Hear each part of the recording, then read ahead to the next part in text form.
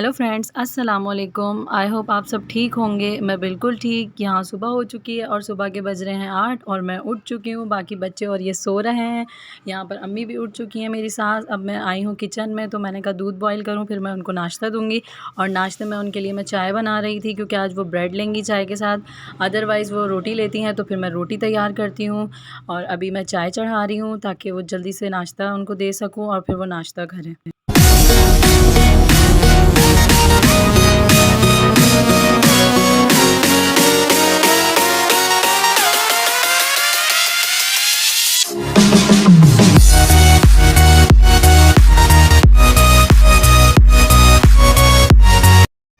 यहाँ हो गई थी चाय तैयार और मैंने नाश्ता दे दिया था अम्मी को। उसके बाद मैं थोड़ी देर बाद दोबारा किचन में आई और नाश्ता बना रही थी अपने लिए और इनके लिए, क्योंकि हम लोग सुबह नाश्ते में पराठा लेते हैं। उसके अलावा अपनी बेटी के लिए भी पराठा बनाती हूँ, लेकिन उसका पराठा तो पूरे दिन ही चलता है। छोटा सा बनाओ या बड़ा बनाओ, वो थोड़ा थोड़ा करके खाती है।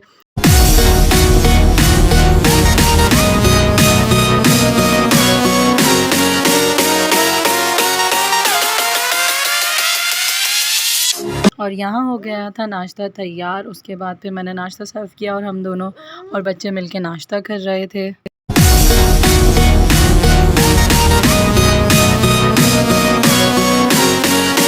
और यहाँ मेरा नाश्ता हो चुका था। उसके बाद फिर मैं बच्चों के कपड़े सेट कर रही थी, क्योंकि अम्मी के घर से आई थी तो सब फैला हुआ था। उसके बाद जल्दी से बच्चों के कपड़े सेट किए और फिर घर की सफाई करी, नमाज़ पढ़ी और फिर ये हो गया था शाम का टाइम और शाम की चाय बना रही थी फिर।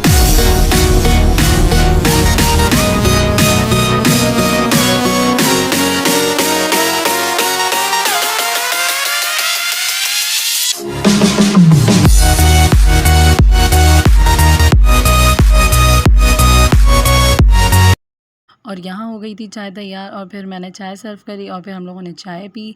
चाय पीने के बाद मैं अपनी बड़ी बेटी को ट्यूशन छोड़ने चली गई थी। माशाल्लाह अभी रिसेंटली वो ट्यूशन जाने लगी है। और उसके बाद मैं दोबारा से किचन में आ गई, क्योंकि मुझे सालन की तैयारी करनी थी। आज सालन में मुझे बनाना था कबाब हांडी, और कबाब हांडी के लिए मुझे कबाबों के लिए चाहिए था कीमा, वो भी चिकन का। लेकिन चिकन का कीमा मेरे पास नहीं था, बोनलेस चिकन थी, तो इसीलिए मैंने उसको ग्लैंड करके कीमा जैसा ही मतलब रेशे उसके कर लिए थे। उसके बाद फिर मैंने प्याज भी ग्लैंडर कर दी थी, क्योंकि उसकी बिल्कुल बारीक बारीक चाहिए था, लेकिन वो इतनी बारीक हुई नहीं थी जितनी मुझे चाहिए थी, लेकिन खैर वो हो गई थी। उसके बाद प्याज का पानी निकाल लिया था मैंने और फिर ज़ीरे को हल्का सा भून लिया था, क्योंकि मुझे इसमें भुना हुआ ज़ीरा चाहिए था, पिसा हुआ। और साथ साथ मैंने बेसन को भी हल्का सा भून लिया था। और फिर मैं कबाब तैयार कर रही थी। कीमे में चाहिए थी बारीक कटी हुई प्याज, बारीक कटी हुई हरी मिर्चें और अदरक लहसुन का पेस्ट, भुना पिसा ज़ीरा, धनिया पाउडर और कुटी हुई लाल मिर्च, पिसी हुई लाल मिर्च, नमक, भुना हुआ बेसन। और ऑप्शनल है कि आपके पास अगर सीख कबाब मसाला है तो आप वो भी ऐड कर लें। इन सब मसालों के बाद आपने इसको अच्छी तरह मिक्स करना है। मिक्स करने के बाद इसमें थोड़ा सा तेल मिलाना है, उसके बाद और मिक्स करना है और उसके बाद आप कबाब बनाएं। कबाब बनाने से पहले हाथों पे हल्का सा तेल लगा लीजिएगा। तेल लगाने के बाद फिर कबाब बनाइएगा, तो कबाब आराम से बनेंगे। और फिर मैं कर रही थी मसाला तैयार कबाब हांडी के लिए, क्योंकि कबाब तो रेडी हो चुके थे। अब मैं मसाला तैयार कर रही थी, जिसके लिए मैंने बारीक कटी हुई प्याज ली थी, उसको तेल में फ्राई करना था, बिल्कुल लाइट ब्राउन सा कलर देना है। उसके बाद फिर इसमें अदरक लहसुन का पेस्ट डालना है और 1 से 2 मिनट के लिए अदरक लहसुन के पेस्ट को भूनना है। और फिर उसके बाद इसमें टमाटर डालना है। टमाटर की आप चाहें तो प्यूरी डाल लें, आप चाहें तो टमाटर को बिल्कुल बारीक काट कर वो शामिल कर दें। उसके बाद अगर आप बारीक काट के टमाटर डालते हैं तो उसको थोड़ी देर ढककर 5 से 10 मिनट के लिए उसको छोड़ दीजिएगा। वो जब अपना पानी छोड़ देंगे तो ख़ुद ब खुद नरम हो जाएंगे। उसके बाद आप उन्हें भूनिएगा तो आराम से मैश हो जाएंगे। लेकिन मैंने यहाँ पर क्योंकि टमाटर की प्यूरी यूज़ करी है, तो टमाटर को मैंने ग्लैंड कर लिया था और फिर मैंने उसमें ग्लैंड करके टमाटर डाले, टमाटरों को भूना। टमाटर भूनने के बाद इसमें मसाले ऐड करने थे। कुछ मसाले कुछ यूँ थे: पिसी हुई लाल मिर्च, पिसा हुआ धनिया, हल्दी, कुटी हुई लाल मिर्च, नमक। ये सब मसाले शामिल करने के बाद मसालों को खूब अच्छी तरह भूनना है कि मसाला तेल छोड़ दे। उसके बाद फिर आपने थोड़ा सा पानी डाल के इसको धीमी आंच पर रख देना है थोड़ी देर के लिए, 5 से 7 मिनट के लिए।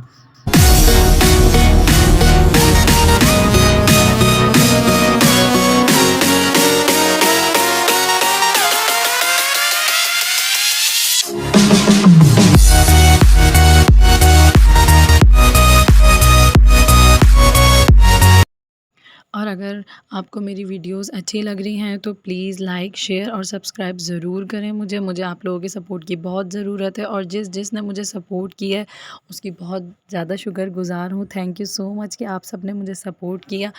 और अगर आप मुझे इसी तरह सपोर्ट करते रहेंगे तो मैं इसी तरह अच्छे अच्छे व्लॉग्स लेकर आऊँगी आप सबके लिए। और फिर मैं कर रही थी यहाँ पर कबाब फ्राई, और ये भी ऑप्शनल है कबाब फ्राई, अगर आपको करना है तो कर लें वरना कोई ज़रूरी नहीं है। इनको एज इट इज़ जो है आप सालन में डाल सकते हैं मसाले में, और फिर इनको मसाले में डालने के बाद खूब अच्छी तरह इनको भूनिएगा। भूनने के बाद इनमें थोड़ा सा पानी डाल के इनको 10 से 15 मिनट के लिए छोड़ दीजिएगा। मैं आपको 2 चीज़ें और बताना भूल गई थी, एक तो पिसा हुआ गरम मसाला और दूसरा हरा धनिया। कबाब जब हम तैयार कर रहे होंगे तो उसमें पिसा हुआ गरम मसाला और धनिया भी डालेंगे। धनिया मैंने इसलिए नहीं डाला क्योंकि ये पसंद नहीं करते, लेकिन आप लोग ज़रूर डाल के ट्राई करिएगा। इंशाल्लाह आप लोगों को बहुत मज़े का लगेगा ये सालन। कबाब भी बहुत अच्छे बनेंगे और सालन भी, और सालन के एंड में जो है थोड़ा सा धनिया ऊपर से डालिएगा, वो और भी ज़्यादा अच्छा लगेगा। और आप लोग प्लीज़ मेरे कबाब के साइज़ पे मत जाइएगा कि टेढ़े मेढ़े हैं या मोटे पतले हैं। वो उस वक्त मेरी बेटी मुझे बहुत तंग कर रही थी छोटी वाली, तो इसलिए मैंने जल्दी जल्दी जैसे बने उस वक्त वैसे बना लिए।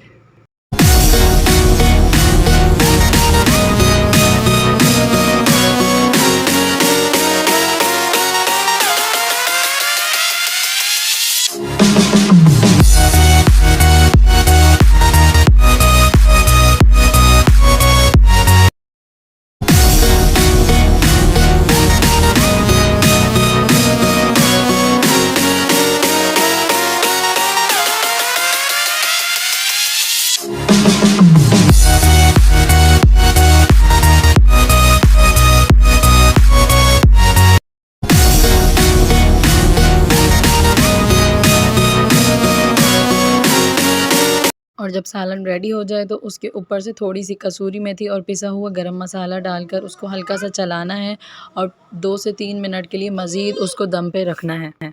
और अगर आप चाहें तो कसूरी मेथी को तवे पर हल्का सा रोस्ट कर लें, रोस्ट करने के बाद ऊपर से डालें, उसके बाद फिर गरम मसाला डालें और हल्का सा चलाकर इसको कम से कम 5 से 7 मिनट के लिए इसको दम पे रख दें। और उसके बाद फिर आप कोयला जो है गरम कर लें।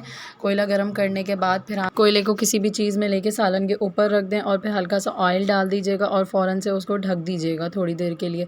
और फिर जैसे ही वो ठंडा होगा तो थोड़ी देर बाद आप निकाल दीजिएगा उसको। ये है कि उसकी धुनी आ जाएगी तो उसकी खुशबू आ जाएगी सालन में और वो बिल्कुल बाहर जैसा टेस्ट आ जाएगा। फिर सालन हो गया था तैयार, और फिर मैंने सोचा कि आज तंदूर की रोटी मंगवाऊंगी क्योंकि इसके साथ तंदूर की रोटी ज़्यादा अच्छी लगेगी।